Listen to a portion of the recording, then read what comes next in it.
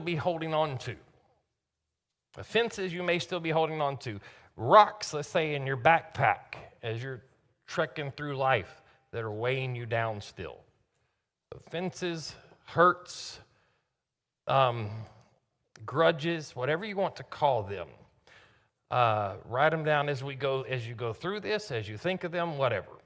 It's just between you and God. No one's going to ask you to read off your piece of paper later, okay? As Ms. Khalees was so quick to point out, if you're sitting with your spouse, you may want to move over one.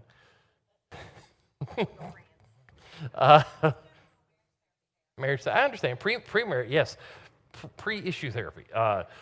So on Sunday, what we did is we addressed the what's become a very pervasive issue of bitterness in the world in general. Our key verse was Hebrews 12, 14, and 15. So I'll put up there. It says, "Work at living in peace with everyone. Work at living a holy life, for those who are not holy will not see the Lord." And what we really used was 15. "Look after each other so that none of you fails to receive the grace of God. Watch out that no poisonous root of bitterness grows up to trouble you, corrupting many." The trouble you and corrupting many is one of the big things we really looked at, because it's not something that just bothers you, but it defiles those in your path as well. And we use the story of Paul after a shipwreck on Malta, after surviving the shipwreck. He's bitten by a snake, but chooses to shake it off into the fire. We use that as a metaphor for handling emotional hurt, because, as we put it, venomous snakes can poison the body. Just like that, unresolved bitterness and offense can spread through your hearts, affecting not only you, but those around you. So one thing we did, we pointed out that bitterness starts with an offense. And if it's not addressed quickly, promptly, through forgiveness, it'll escalate into anger and then unforgiveness and ultimately into deep-seated bitterness. And that starts to corrode your relationships, the communities you're involved in.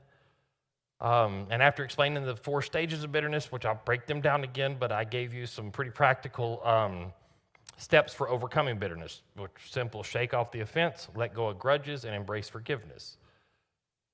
But we got to remember that while forgiveness may not actually come naturally, it is essential for our own healing and our own spiritual growth. True freedom comes not from holding on to past wounds, but it comes from choosing to forgive consistently. The whole thing was to encourage you to have an unoffendable heart. Cultivate an unoffendable heart, and to remember that forgiveness can lead you to actual peace and restoration, not only as an individual, but can lead collectively to peace and restoration. But ultimately, if you really think about it, the message from Sunday, the word from Sunday was a word of liberation. It was a word of freedom. By choosing to forgive, you free yourself from the emotional shackles of bitterness, and you're able to foster more of a community of healing, of love, of faith. So, breaking down the key themes real quick before we discuss it, as well as the steps. Key themes. First, the nature of bitterness. Remember, bitterness like a snake bite. Venom spreads if it's not treated. It can poison your heart and your relationships, not address forgiveness. The analogy, the illustration I used was a plant that we see often in East Texas called the angel's trumpet, which now has a new meaning thanks to some personal texts. But angel's trumpet, it's a beautiful yellow flower. Sometimes it's pink, but they grow up everywhere. They're an invasive species, but they look really pretty, so people like them, but they're deadly. They're one of the most toxic plants that we have. They'll kill a human if you ingest an adult, if you ingest any of it. If it's under threat, I told you it will, but touching it can cause problems. But for other plants, its root system grows so rapidly that it chokes out everything else around it. So though it looks pleasant and it's appealing and it seems harmless, it's truly deadly. Spreads rapidly, choking out all the positive aspects, like bitterness chokes out the positive aspects of your life. And we outlined the progression of bitterness, the stages, 4 different stages. They each build upon the previous one, though. Stage 1 was offense. This is the beginning. The initial stage where this negative seed is sown into your heart. It begins with an offense, which acts like that seed planted. It can be real. Sometimes it is real. Most of the time, it's imaginary. It's perceived. We feel offended. Sometimes they're intentional offenses. People set out to hurt us, but a lot of times it's accidental. We have a lot of things called personal rights. Like personal rights are rules that I make up about myself that I expect other people to follow without having a billboard on me telling people what those rules are. I use the mop floor all the time. You could have a personal right that no one can walk on your freshly mopped floor. Well, if I don't know that, then I didn't know I broke one of your personal rights. Now you're mad at me. What we have to do with personal rights is we have to give them back to God. We give them up, we give them to God. Sometimes he gives us things back, then they're called personal responsibilities, but that's a different sermon. So offense can be intentional, it can be accidental. The enemy uses the moment, whether it's real or perceived, whether it's intentional or accidental, he uses that moment to plant these thoughts of resentment, tempting you to dwell on the hurt over and over again. And I told you Sunday that the Greek word for offense is scandalon. Scandalon refers to the trigger in a deadfall trap. You know, like the little stick that holds the rock up, you put the bait there. As soon as they get near the bait or they hit that stick, the stumbling block of the trap, it triggers the trap. It's where the bait is set. And that kind of highlights for us how offense can ensnare us. I said it brings new meaning when you piously say, I'm so offended, because what you're doing is you're admitting that you took the bait. That the enemy set a trap for you and you walked right into it. So it starts with offense. We can either kill it at offense or we move to the second stage, which is anger. We don't deal with the offense, it evolves into anger. And this is characterized by us holding on to the hurt. We tend to hold on to the hurt. We allow it to fester. We talked about the soldier wounded in battle, shrapnel in his arm, doesn't get it taken. It festers over time, draining his strength. So anger manifests in various forms. If you have kids, you've seen this. If you're married, I'm sure you've seen this too. If you've just been alive for more than 3 minutes, you've seen anger in various forms. If you go to Walmart, you'll see anger in various forms. Anywhere in Lufkin right now, but mild irritation all the way to intense rage. So, and one of the things we warned against Sunday was nursing a grudge, because prolonged anger just deepens into resentment, which affects your emotional health and your spiritual health, and that moves us into stage 3, which is unforgiveness. Unforgiveness is a result of prolonged anger and resentment. Prolonged. So unforgiveness is something that doesn't happen quickly. It's prolonged anger and resentment. I've multiple times seen people go through stage 1, barely get into stage 2, and then someone's preachy with them, well, you're holding unforgiveness. Well, they haven't had but like a day. So prolonged anger and resentment is not there yet. We're still working through the grief stages and stuff. So, but unforgiveness is a prolonged anger and resentment, and it drains love out of your heart. It'll drain love from your heart, and you'll start viewing others with scorn or hatred.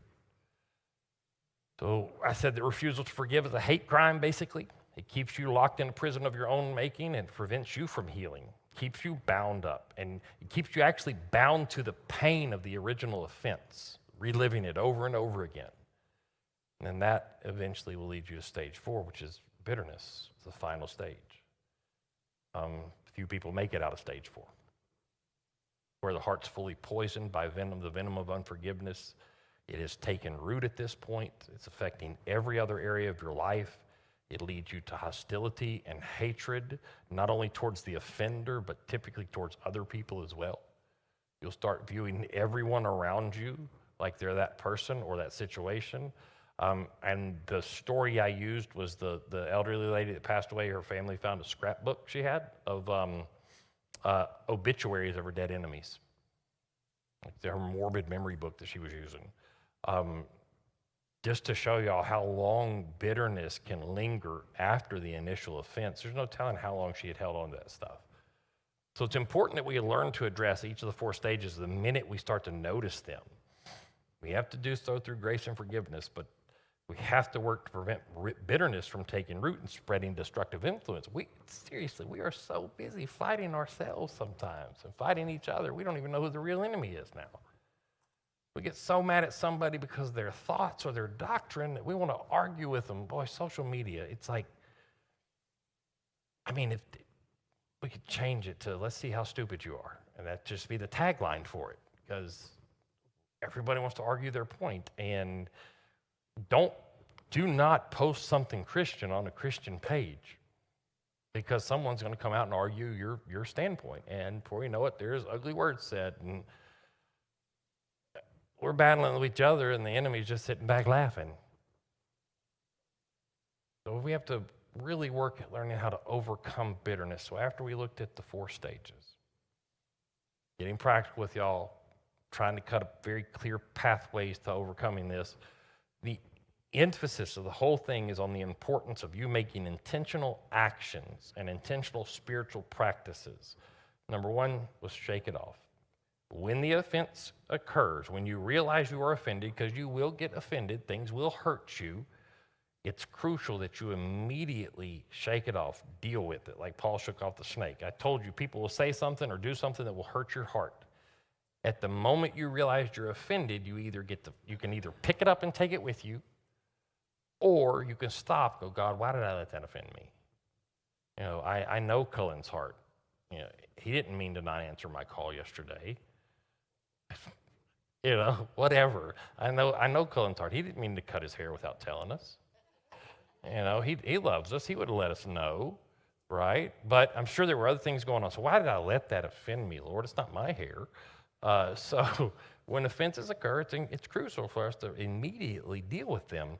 And that means you refuse to let the offense take hold in your heart. You actually start looking deeper into your own self and not into the hurt or what the person did. We do this by not retaliating or dwelling on the hurt over and over again. Prevents the venom from spreading further. It's actually, on top of that, it's actually you putting your faith into practice and trusting Jesus as the heart healer and not yourself or not your hurt. So if you choose to resist, or choose not to resist, I say, it's the scripture I used is when Jesus was preaching Law 2.0, right? And he said, turn the other cheek. He said, do not resist him who is evil, is what he said. Do not resist an evil person. Don't resist the person who offends you. So if we choose not to resist those who offend us, but instead rely on his strength to let go, we don't ever we'll defeat this at the initial stages. Shake it off, number 1. Number 2 is let go of offenses. I use the same illustration that pastors use everywhere all the time, how they trap monkeys. The whole bait in the trap, their hand can get through it, but the bait is too big, or the toy or whatever, and they won't let go of it, so they stand there a prisoner of their own making. It's caught because it's refusing to let go of the bait. You holding on to an offense, you're just refusing to let go of the bait. You have to release the offense that you hold on to. Recognize the offense as an enemy that's been set, or a trap that's been set by the enemy, Instead of continuing to look at the other person as the issue, realize that you have an adversary that is not human, that's setting traps for you. By letting go, you will free yourself from the bondage of bitterness and allow healing to begin. And then the 3rd step was be a forgiver. Naturally become a forgiver of people. It's the antidote to bitterness. It involves you making a conscious decision to release the offender from the debt of their wrongdoing. It's trusting God to handle justice. This is difficult because we want justice. And there's times it's fair, I get it. And we're going to look at that. How do we work out the need to forgive and our desire for justice? But we looked at the story of Joseph, who chose to forgive his brothers despite their betrayal. So by forgiving people, we'll talk about what that means, but we not only neutralize the poison of bitterness, but also we get to reflect on the forgiveness that we've already received. So all those 3 steps do is emphasize the necessity for forgiveness in us to be an ongoing process.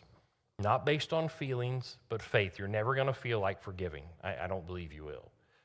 I made that a point. I go into situations always willing to forgive. I don't know that I've ever felt like it, though. I don't, I'm just being honest, it's not something I feel like doing. I feel like punch people in the throat, but I can't do that and claim to serve God. So I have to not do that. I have to go in willing to forgive. So it's based on faith, not on feelings. But by choosing to forgive, being willing to forgive and choosing to forgive, you're aligning yourself with God's grace. You're allowing His love to actually start to flow through you and to heal your heart in the process. Maybe theirs too, but especially yours. So it's a process that not only frees you from the prison of bitterness, but it can also help restore relationships or restore your own spiritual well-being too, or soul well-being. But forgiveness is freedom for your soul. It's not an abdication of justice.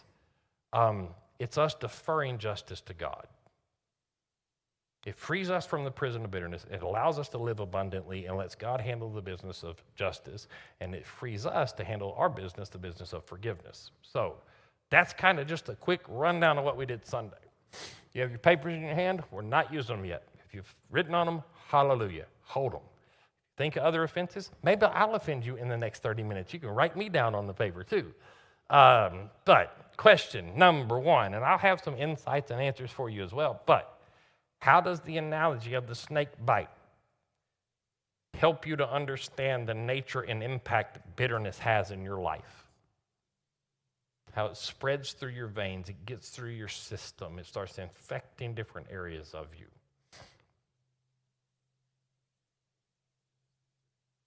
Go ahead.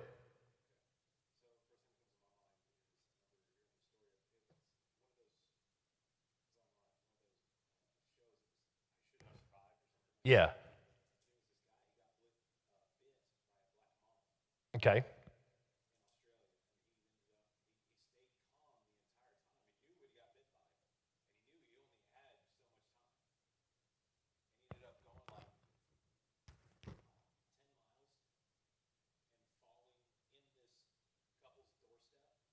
Interesting.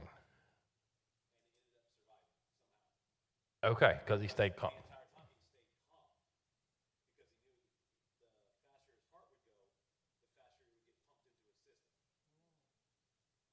That's good, actually.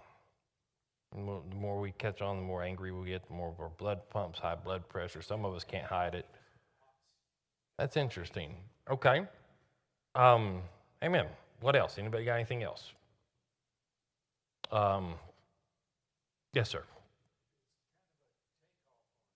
Okay, take off on that.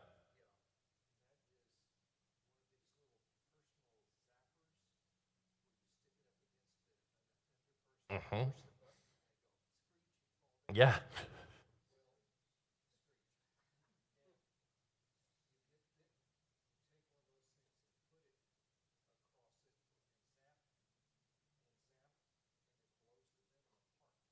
Interesting.